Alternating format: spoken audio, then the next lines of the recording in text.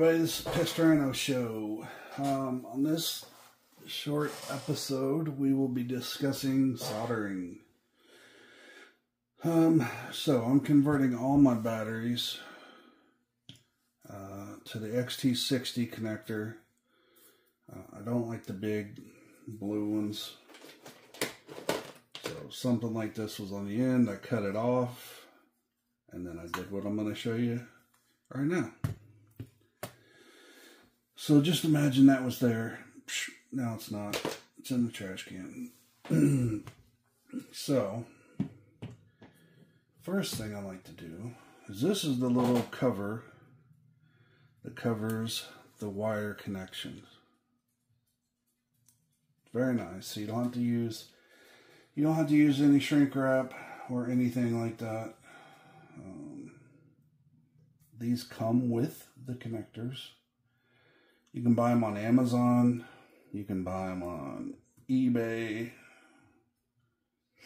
You can buy them pretty much anywhere. So I got that on, and what I'd use it for, you have to put it on first anyway, but then I use it to hold my black wire out of the way so I don't electrocute myself or anybody else or snap the battery. Next, I'm taking my wire strippers, and I don't have a size big enough for this wire, so I just go around the outside, and that cuts off what I need to. Then you have to flick it to get all the other loose wires out of it.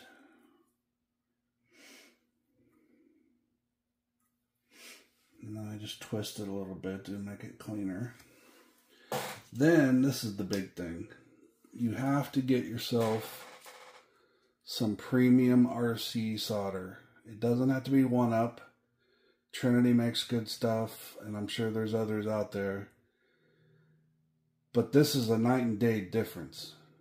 So if you're trying to solder something and it takes forever and you're getting cold solders all the time, buy some of this and it takes care of all your issues.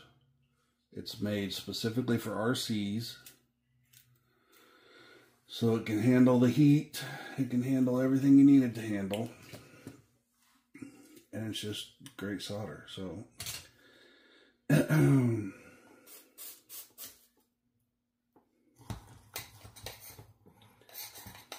yeah.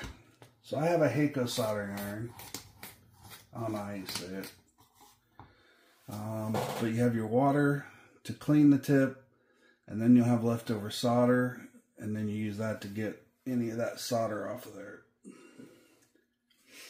The bad solder, not the good solder. So then, you put a little solder on your soldering iron, and you just touch that to the wire that you're wanting to solder.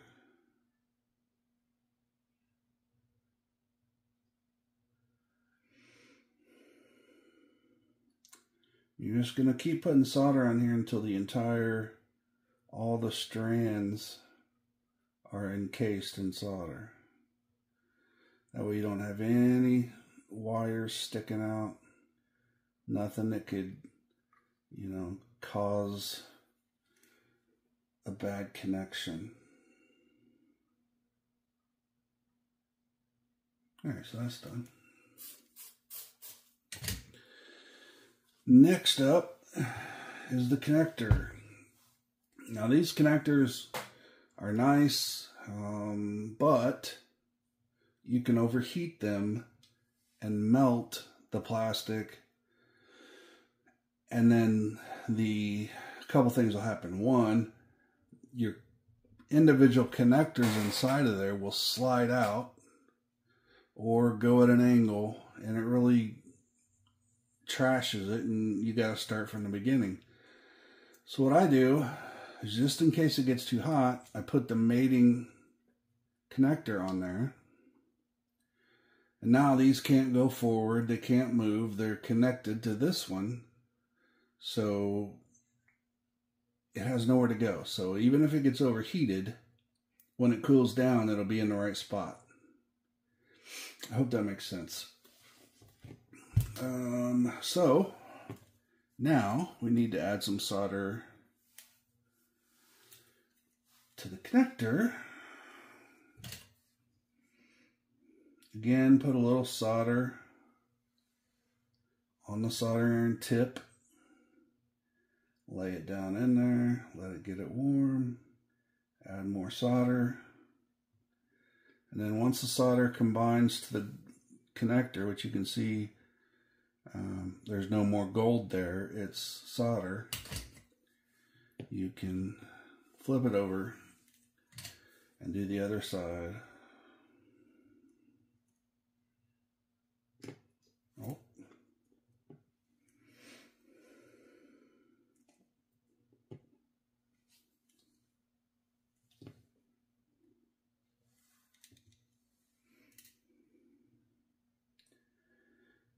There's all kinds of jigs out there for soldering. I've owned a lot of them,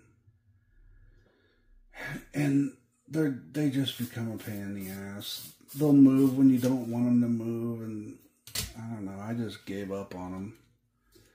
So I do most of my stuff freehand. See, even like these little jigs, I bought these to hold the wires. They don't hold shit, so junk. So now what I do is this is very important. There's two sides to the XT60 connector. There's a flat side, and then there's a somewhat rounded side. The flat side is always red. Remember that. Always red, flat side. Black, rounded. So I got my flat side up. I'm holding onto my connector without touching. And this is another reason I use the mating connector, because you can hold on to it. This plastic doesn't really get hot outside. But just don't touch these. As long as you do that, you can just hold it. What I like to do is warm up the solder in the connector first.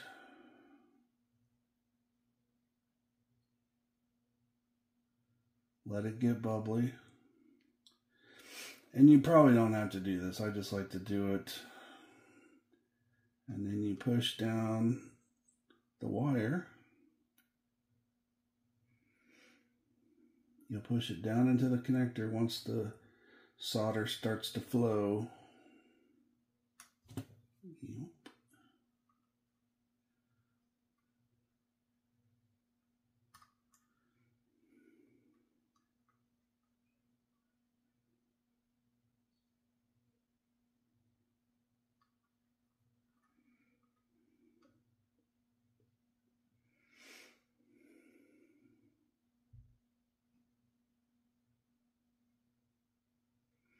Takes a few seconds,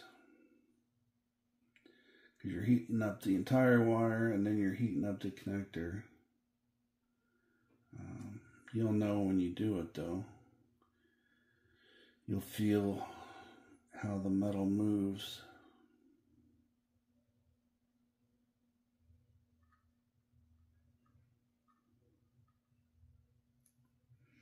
I wonder if I didn't put enough solder on the wires there.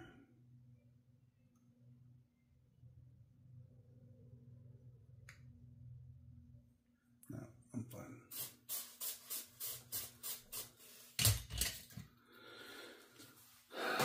So that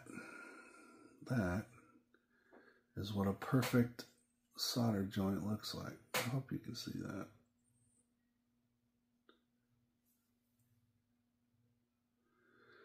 My lighting's not that great. So we got one wire connected. It's beautiful solder, just like factory. And as long as you have the right solder, anybody can do this. What happens is you want to solder and you want to do your own stuff, but then you'll buy just stuff off a shelf because you don't know any better. And you buy it, it doesn't work like you thought it was going to work, you get frustrated and say, I'm not going to do this ever again. And the only reason it didn't work was because you didn't have the right solder for the job. I've done that many times.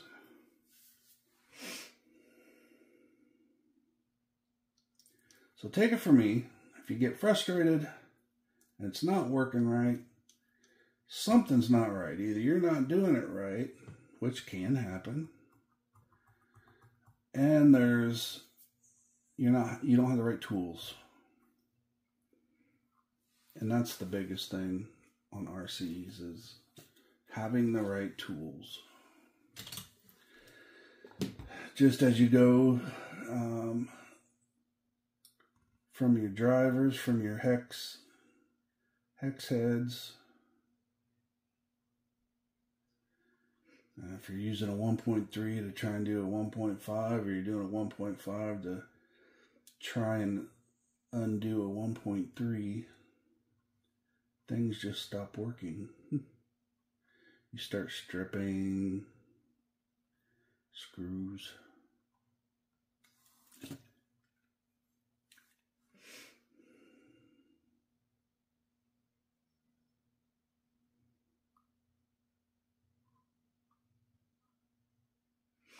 Okay. Got enough solder on that one. Let's see if we can do this by freehand. Sometimes, since the red's already done, it's very difficult to get the black to line up. But we're going to see if we can do it. Again, I'm going to try and warm up.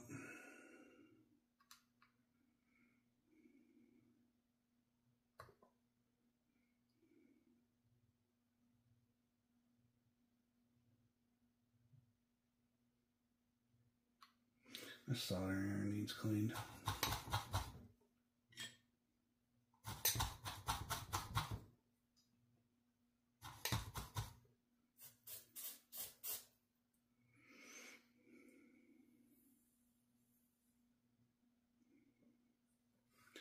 So what I just did there is I cleaned it with water, I cleaned it with the scrubber, I put Flex on it, scrubbed it, Flex, scrub, water, then tin.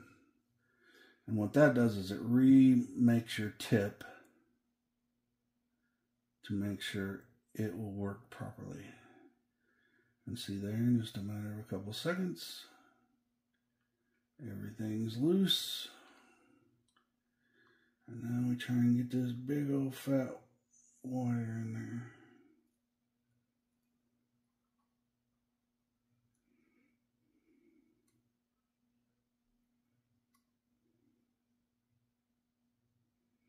It's working, it's working.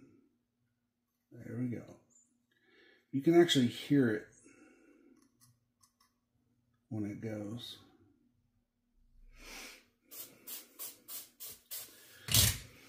I don't even need to test that joint because I know, since I'm using the right products, I mean, it's perfect. It never gets to you, so you can't feel it. Plus it doesn't have a bunch of amps. So, don't worry about it. It's just a flash. It could scare the shit out of you if you've never experienced one before. But,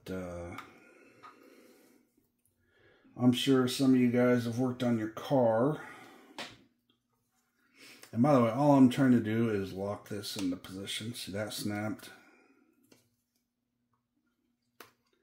I just put my pliers underneath it. I'm not squeezing the wire. I'm just pushing it. Now I take out my adapter and bam. Professional quality solder joint with a few shocks in between. Would you guys like that? What else can I tell you? I think that's it, because the cleaning process is the most important. Your tip needs to be nice and shiny. Take good care of it. And if you have to switch out tips, please do. This is tinner. This actually puts the shiny on the tip. It soaks into the metal. Actually, it just coats the metal, but so you don't have to have this, but sometimes the end of your tip just doesn't want to solder. And then this comes into play, and it makes it brand new again. Flux. Usually this is used in solder joints that need the extra flux, but with the right solder, you don't need this, especially in RC world. I use it to kind of cleanse the tip a little bit because water's too thin. It just doesn't really take off anything except for things that aren't supposed to be there, like plastic and all that. But if you put it in flux and then scrub it, flux and scrub it, then your tip gets really clean. So that's that. This is my little solder holder. Here's some Trinity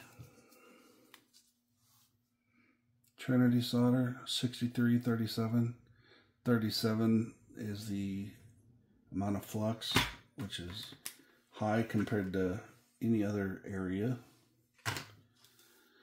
And then I'm not sure what the 1-Up Racing mix is, but it works great. I mean, if I had to buy solder today, I'd buy this. So. And then you got your wicking. Wicking's, you know, I've done it on circuit boards, things like that, where big lumps of solder are accidental and it ruins the whole thing. So I actually worked for a company that made circuit boards, and we had a desolder and a solder. So when stuff would come to me and I'd look at it and do investigations and whatever, I could desolder myself. I had a automatic desolder. I've got a cheap one coming, just for the fun of it.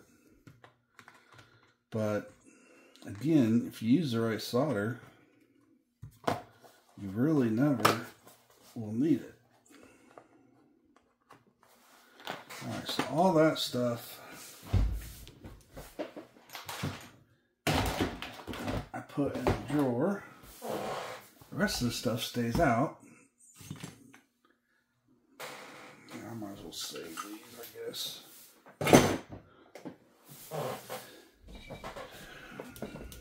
Turn off my solder iron. Sorry for the mess, by the way. And so we got two 9,000 milliamp hour 120C 4S batteries. Then I've got two 5200 at 100 C's 4S.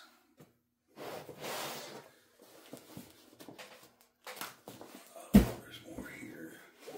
This is all of them that I did this week.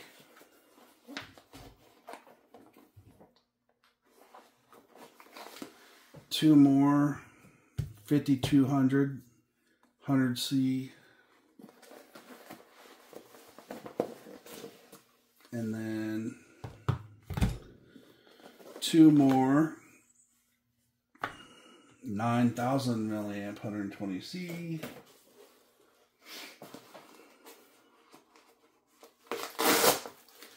And then, just for the hell of it,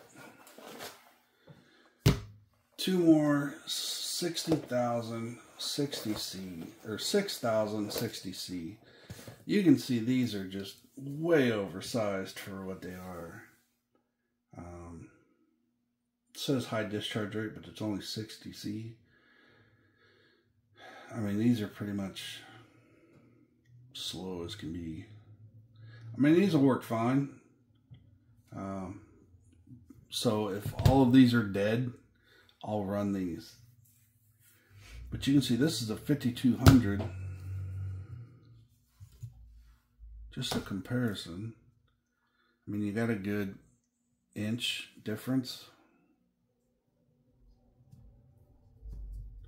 And about a quarter-inch difference here. And they're about the same side by side. So, yeah, they're a big battery. Big, heavy battery. But all these have brand new connectors. All of them soldered by yours truly. And all of them look great. So, now I'm going to clean up my work area. And I'm going to do another video here shortly of some stuff that came in. I got some things to show people. And we'll go from there. So, thanks for watching this special soldering episode. And we will see you again next time on the Pissed Rhino Show. Thank you so much. Have a great day.